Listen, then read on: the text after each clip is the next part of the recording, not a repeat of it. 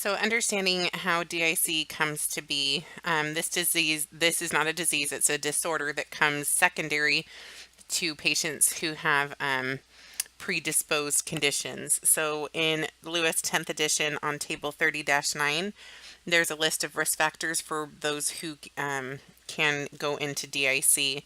For the acute care, we're talking specifically with shock, either hemorrhagic, cardiogenic, anaphylactic. It can be related to sepsis, a blood transfusion or mismatched blood. It can be related to immune disorders, obstetrics. You've learned about HELP syndrome. And then, of course, it can be related to anything oncology, malignancies, tumors, things like that. Chronic DIC are people with liver failure or liver problems. Each condition may have one or more multiple triggering mechanisms to start the clotting cascade. But for our purposes, we're making you aware of it or teaching you about it because it goes hand in hand with those patients that have shock.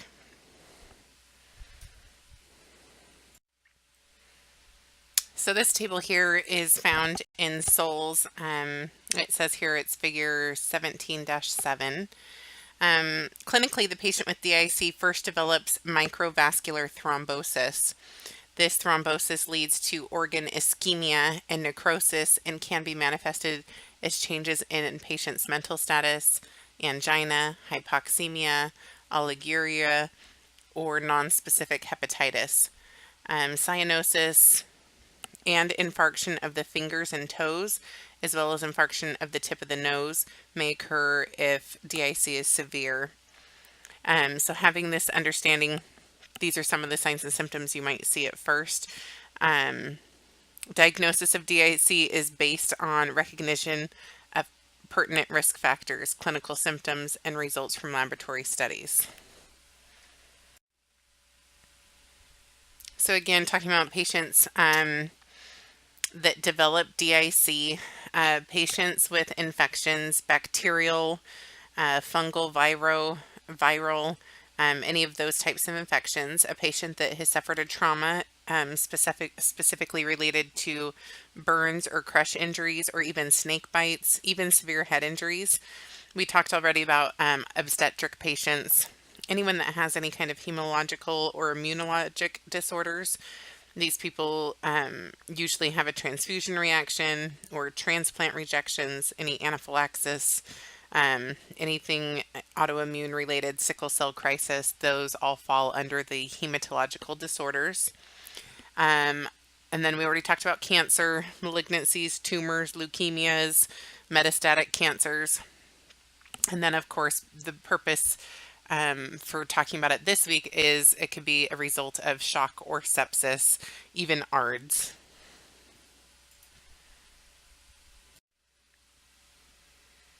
So we talked about early assessment of those that have DIC and how you can see cyanosis or infarction in the fingers, toes, even into the nose. Usually after that is the thrombotic phase. It can take a few hours or a few days after these symptoms develop. It's depletion of clotting factors and clot lysis, which causes excessive bleeding. Early signs may include occult blood or blood in the stool, blood in emesis and in urine.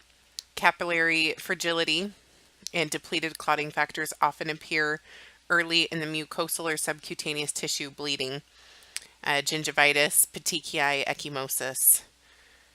Overt bleeding ranges from mild oozing from a venipuncture site or massive hemorrhage from all body orifices. This can include into the body cavity, like the peritoneal or retroperitoneal spaces, that may be detected in changes in patients' vital signs or other classic symptoms of blood loss, hypovolemia, things like that. To actually diagnose DIC, it's based on pertinent risk factors, clinical symptoms, and then specific laboratory studies that will be done. Evidence of factor depletion in the form of thrombocytopenia and low fibrinogen levels are seen in early phases. However, Definitive diagnosis is based on evidence of excessive fibrinolysis detectable by elevated fibrin degradation products, an increase in the D-dimer level, or decrease in antithrombin 3 levels. Altered laboratory values in DIC are decreased in the laboratory alert box, which is on page 476 of your Souls book. So your platelet count has decreased, your PT is prolonged, your APTT is prolonged, your thrombin time is prolonged, fibrinogen is decreased, fibrin degradation is increased, antithrombin 3 is decreased, D-dimer SA is increased, protein C and protein S are decreased. So this patient would have an order for a DIC panel. So the treatment of DIC is obviously to correct those most catastrophic or the most detrimental things first. So try to figure out why they're bleeding and correct that, and then correct anything if they need blood products to replace from loss of blood, if they need FFP to slow down the bleeding times, platelets to help with clotting factors. So any administration of that obviously will help.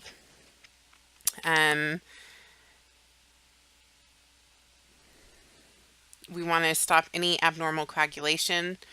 Heparin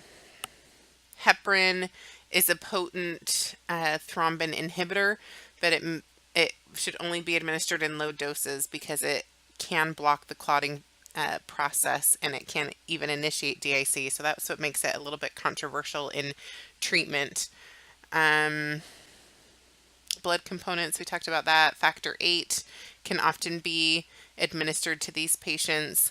If these patients are experiencing hypotension, hypoxemia, acidosis, if an infection has triggered this bleeding time, any of those things should be corrected or reversed to help the patient have best outcomes.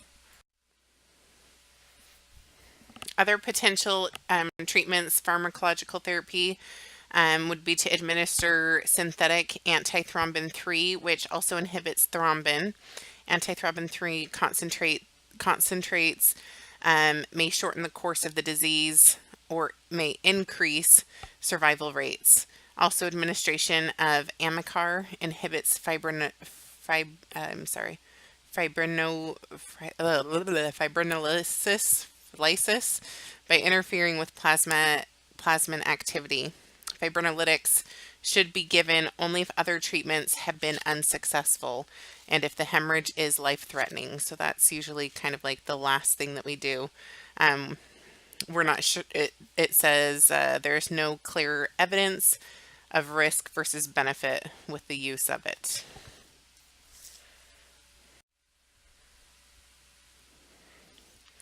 The nursing care of a patient who has developed DIC is aimed at prevention and recognition of thrombotic and hemorrhagic events. So any assessment of complication facilitates prompt aggressive interventions. So few patients survive that do survive DIC don't survive it without long-term effects because of it.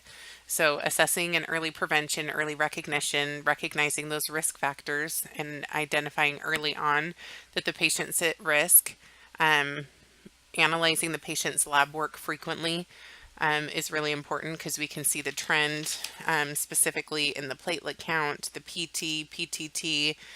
Those usually are done pretty regularly. Assessing circulation, looking for any ischemia or hypoxemia in any of the extremities, especially fingers, toes, and nose. Pain management for these patients, as there's these little microclots that are traveling throughout their body and causing ischemia to different locations, tissues, organs. And then assess for complications, which like shock or MODS or impaired circulation.